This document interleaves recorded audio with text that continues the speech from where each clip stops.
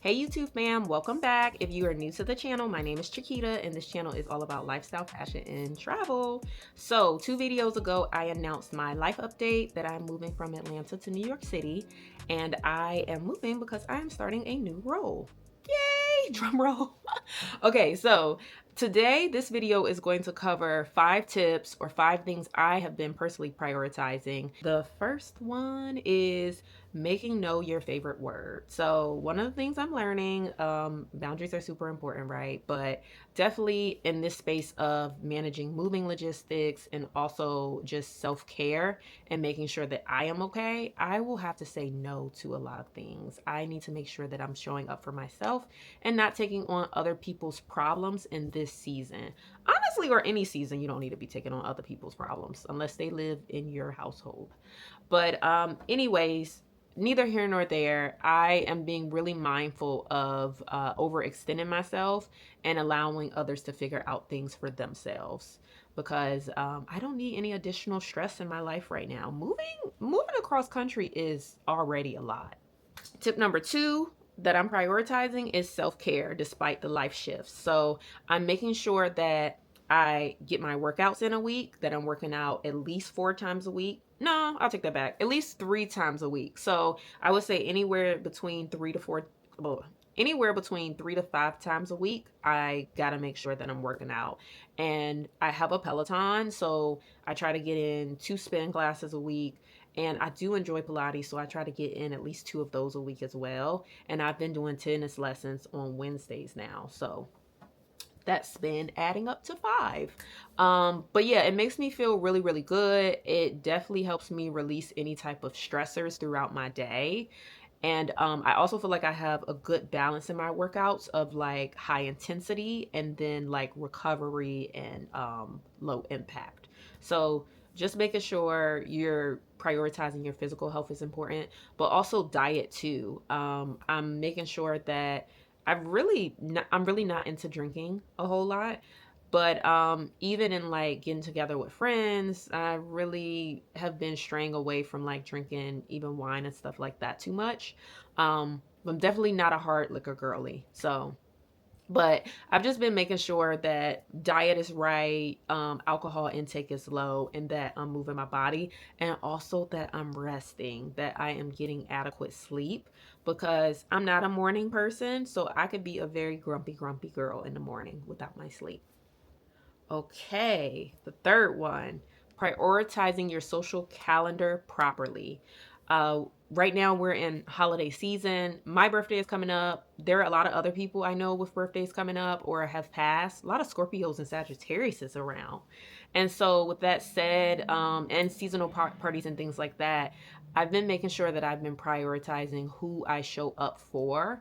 Um, Whoever's in my immediate circle, which I keep a really tight, small circle.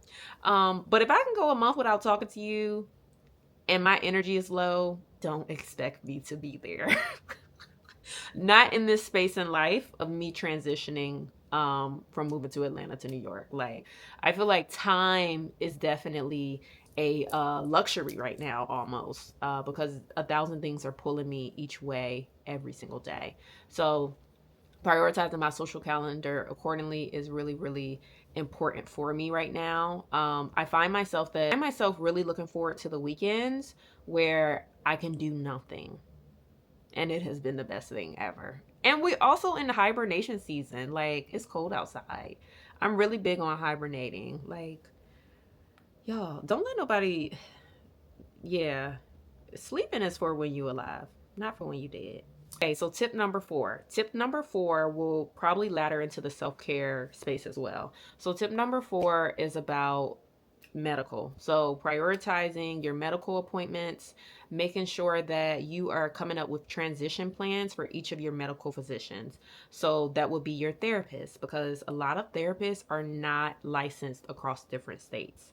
So, just making sure that you're working on particular things that you want to be working on with your therapist and that you're also talking about what does a lapse in care look like, or if you're looking for a new therapist, where you're going. That's very important. And if you'll be coming back to where you already live here and there, one of my therapists has already, throughout like if you're ever in Atlanta, you can make sure that we still have a session if your schedule permits.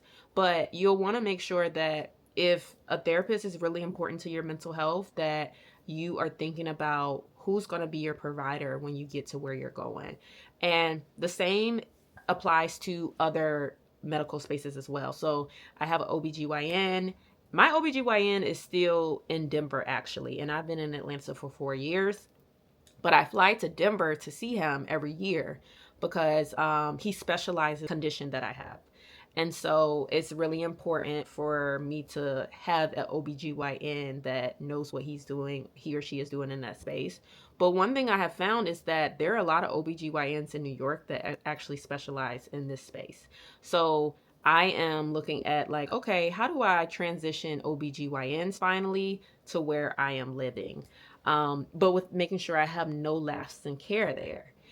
So I've also been doing the work of reaching out to a few OBGYNs that I'm interested in New York and digging into like setting up a consultation appointment for the top of the year.